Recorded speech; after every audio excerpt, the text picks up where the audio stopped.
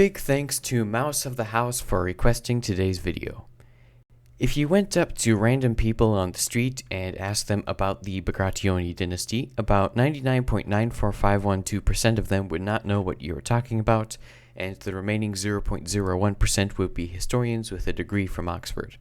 Considering how unknown this is, the Bagrationi dynasty and the Kingdom of Georgia provides a wealth of fascinating knowledge pertaining to the history of the Caucasus. The Bagrationi dynasty was one of the oldest ruling families to have ever existed. They played a critical role in the history of the Caucasus region and cemented the existence of the country of Georgia.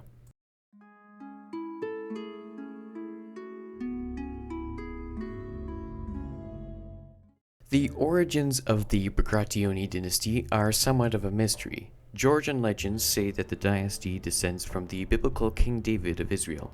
In 530 AD, 7 descendants of King David migrated to the Caucasus region, where they became kings of the various kingdoms there. Modern scholars reject this viewpoint and instead say that the Bagrationis were just an offshoot of the Bagratid dynasty in Armenia.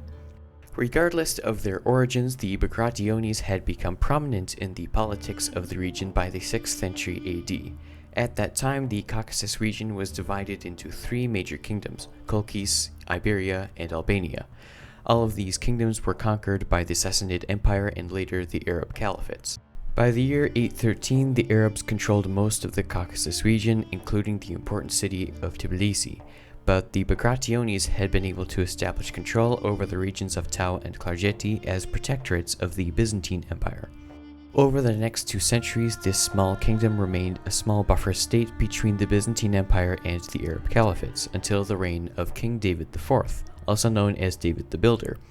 David was only 16 years old when crowned king, and Georgia was in a state of turmoil as the Seljuk Turks were invading what little territory the Georgians had left.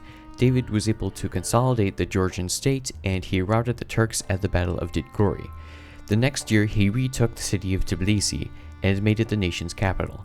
This was the birth of the Georgian Empire as a full, independent, powerful political entity. Under the leadership of the Bagrationi dynasty, the Georgian state became more and more powerful and consolidated, reaching its peak under the reign of Tamar the Great.